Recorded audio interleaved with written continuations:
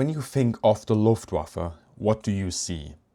Stuka attacks, close air support, Blitzkrieg, fighter aces, burning bombers, AA defenses.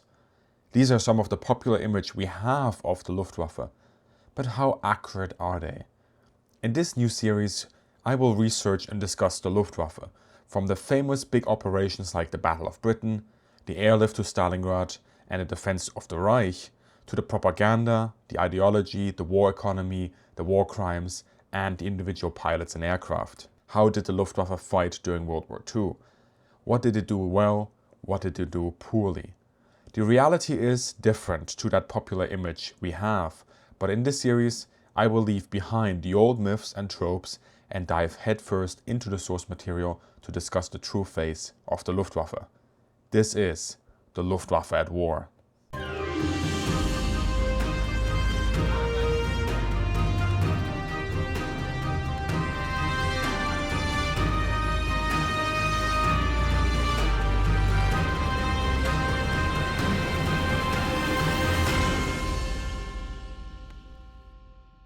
Welcome to the Luftwaffe at War. In this primer first episode, we discuss how the Luftwaffe wanted to wage an air war. This will, yes, take us away from the battlefield, the famous pilots and the aircraft you know so much about, and that might disappoint some of you, but fear not, it will be worth it, and besides, we only have to do it once. But we do have to do it. So, let us travel back into the years 1935 to 1939 and find out what we discover. At the end of this episode, you will understand the Luftwaffe's doctrine and be able to apply that to anything you read or hear later on, whether on this channel or any other channel. Also, you will know how the Luftwaffe's role in so-called Blitzkrieg is very different to the popular image, and you will understand where the Luftwaffe innovated and where the early signs of trouble are. Let's get started. A fair warning, this is theory we are talking about, and like theory, it can at first appear dry and you will find exceptions from it in practice. But it is required to understand the Luftwaffe, and you will see benefits from this in any future episode in this series and any other book or video that you consume on the Luftwaffe. Likewise, I will do my Germanic best to see you through this in both an approachable and humorous manner, although I cannot vouch for the latter. For this, we must turn to one specific document the Luftwaffe wrote, LDW 16, or in German LDV 16, or Luftwaffendienstvorschrift 16, Luftkriegsführung. It is one of those beautiful German words that defies direct translation to the English language.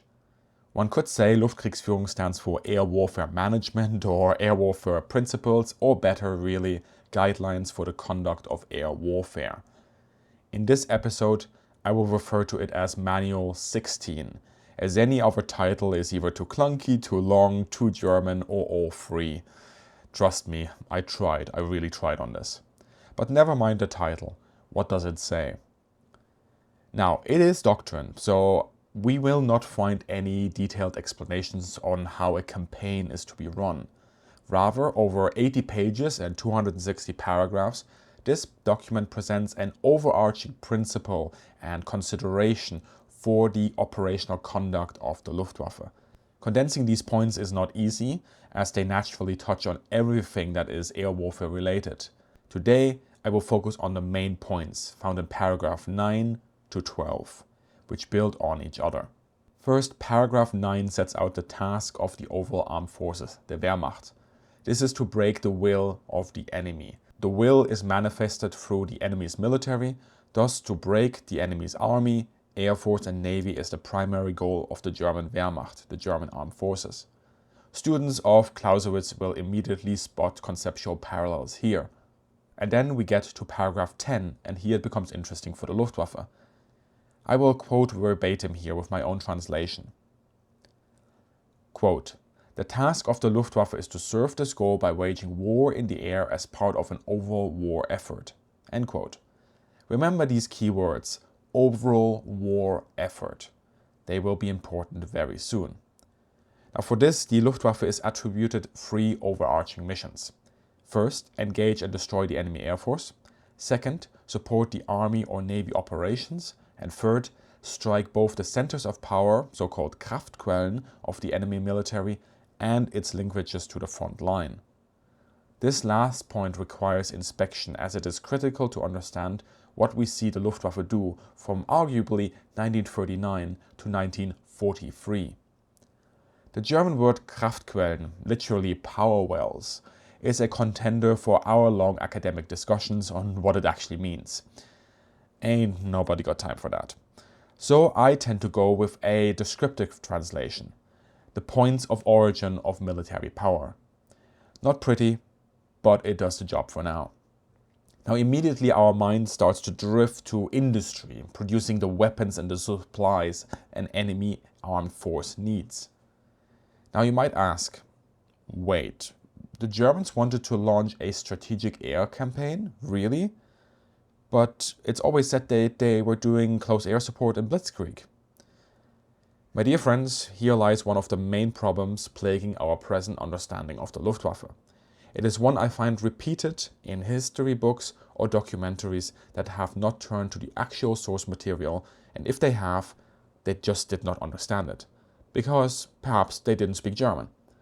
Yes, the Germans wanted to conduct strategic air warfare, but because nowadays our image turns to the combined bomber offensive of the Royal Air Force and the United States Army Air Force, attacking factories over many years under the moniker strategic bombing, that is what we think of as strategic air operations. And German propaganda material, especially with the infamous Junkers Ju-87 Stuka, doesn't help either, because it provides that image that the Luftwaffe was doing something completely different to the Allies. But let's talk about strategic bombing here. Strategic bombing doesn't necessarily mean that you just use 4-engine bombers. What strategic bombing could mean is strategic effect, meaning that you're conducting operations, be they the bombing of factories or any other target that has a strategic effect on the course of the war. And thus, enter stage right, our old friend Clausewitz again and the Schwerpunkt, the fabled Prussian center of gravity. Next to Clausewitz and the center of gravity, Manual 16, paragraph 11, and the words I told you would become important: the overall war effort. Paragraph 11 goes as such, quote, "How the greatest effect on the war's outcome is to be achieved, that is, which task is to be given priority, can only be decided in the context of the overall war situation. The most important objective in each case must be determined through careful consideration of all military, political, and economic aspects." End quote. Dramatic pause. That, my friends, is a sentence that absolutely mullers about 99% of documentaries on the Luftwaffe out there, and a good bunch of history books, and definitely also YouTube videos. This is what the historian James Coram called a, quote, broad vision of warfare, serving as an effective framework to guide the Luftwaffe over the next years, end quote. What we see here is that the Luftwaffe keeps all the doors open. This is very different to the Royal Air Force or the American Army Air Force, who fought mainly along the lines of long-range bombing operations as strategic effect. For the Luftwaffe, operations that are likely to be decisive in influencing the war outcomes were to be flown. Hence, here we have that link to the center of gravity, be that through bombing, interdiction, or tactical air support. Well, maybe not tactical air support, but that is what we will consider in another episode, because once again, it's one of those popular misconceptions that I must address with more detail than is possible here.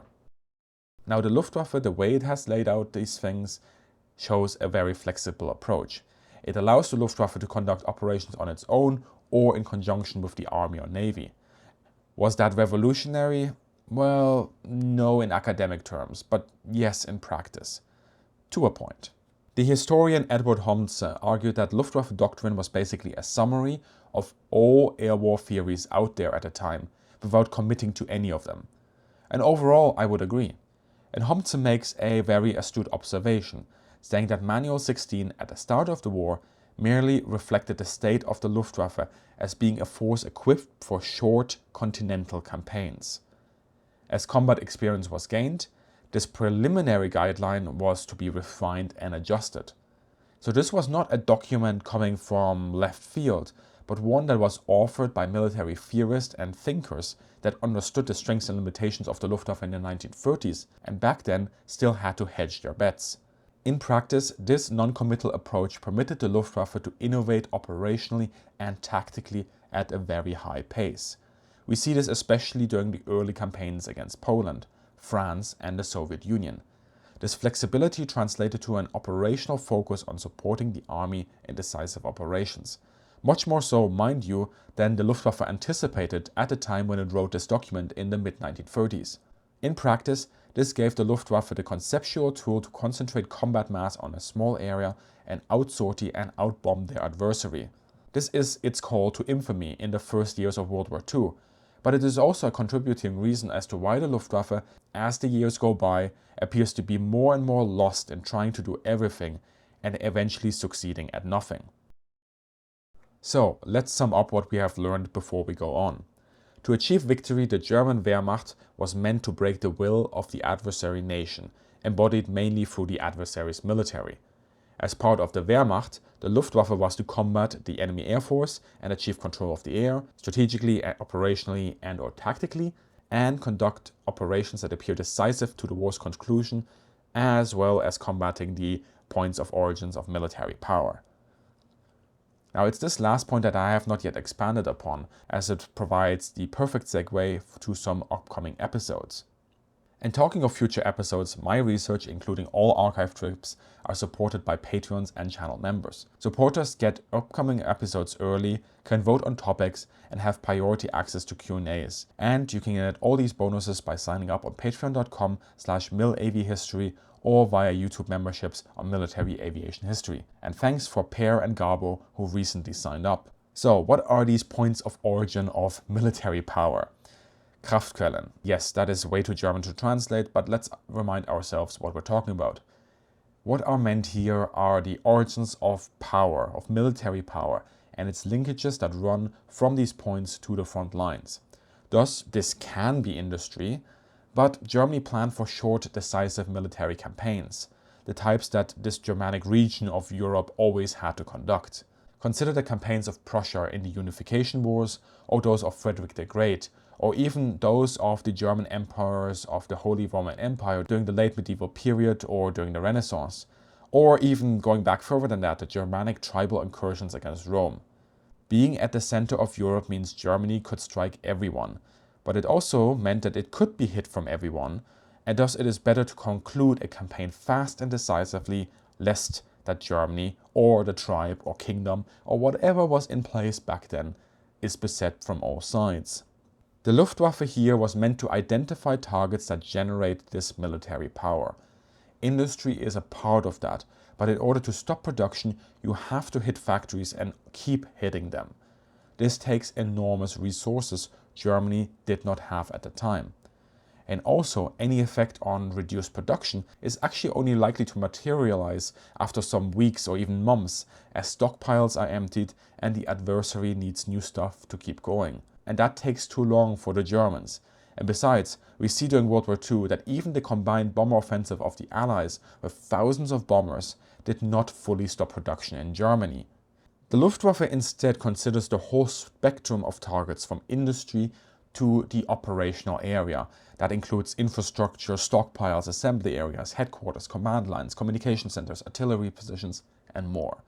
In short, links and fabrics of a military's cohesion and striking power. Now, this is not spelled out directly in Manual 16, but you can find it in the operational principles set out for each combat arm of the Luftwaffe, specifically here the bombers and dive bombers. And that shows that, as always, it is important to read source documents in depth and consider the linkages between each document. Now, if we combine the previous thinking around the centers of gravity, where the Luftwaffe was to field combat mass in a small operational area and outsortie and outbomb the adversary, and combine that with the task of disrupting military power, what do we get? That's right, we get what is, broadly speaking, an interdiction campaign. While the German army amasses its panzers and artillery and motorized infantry along a dedicated axis of advance, the Luftwaffe is meant to seal off the operational area in the air and on the ground. It is to protect the army from enemy air attacks while constantly targeting enemy infrastructure, transportation, communication, command lines, stockpiles, assembly areas, and more. The aim is to pressure the enemy to disrupt and erode, to cut the linkages that coordinate the defense, and thus weaken enemy formations and generate confusion, even paralysis, as the German army advances and holds the initiative. Ever heard of the German crossing of the Meuse in 1940 on their favorite highway to France next to Sedan? That is in many ways the perfect example of this particular approach to air warfare. And spoiler alert for my episode on that operation, the Stuka attacks on the French fortifications were not the reasons why the Germans won that battle. So, to summarize it all, the Germans did not have a fascination with any particular strand of air theory. Unlike the RAF and American Army Air Force, they did not focus on so-called strategic bombing the way we think of it nowadays. And unlike the Soviet VVS, they also did not focus on tactical air power, at least as of yet. Instead, the Luftwaffe championed an approach to air warfare that provided operational flexibility and room for innovation, which practically speaking became a quick focus on supporting the decisive operations of the Army and the Navy. And in this sense, it still has much to learn, even during the invasion of Poland and France. It had yet to understand how to develop the force structure to support this kind of war. Equally, as the war progresses, we can see that this conceptual flexibility affords Luftwaffe a guideline to support a center of gravity, but it ironically stops it from developing its own conceptual Luftwaffe focus. The Luftwaffe will thus be called on to do everything, at any time, anywhere, ad hoc, never mind anything else. And while tactically it will often succeed, operationally and strategically things will start falling apart as the war progresses. And that is my dramatic cliffhanger for the remainder of the series. Join me next time on The Luftwaffe at War as we dive deeper into the Luftwaffe's operations, aircraft and thinking during World War II. The show is written and produced by me, Christoph Bergs, and if you want to get a hold of future episodes early, vote on topics and get priority access to Q&As, become a supporter of The Luftwaffe at War at patreon.com/milAvHistory or via YouTube memberships on Military Aviation History. A big thank you goes to all the supporters for making this possible. As always, thank you for joining me today and have a great day and see you in the sky.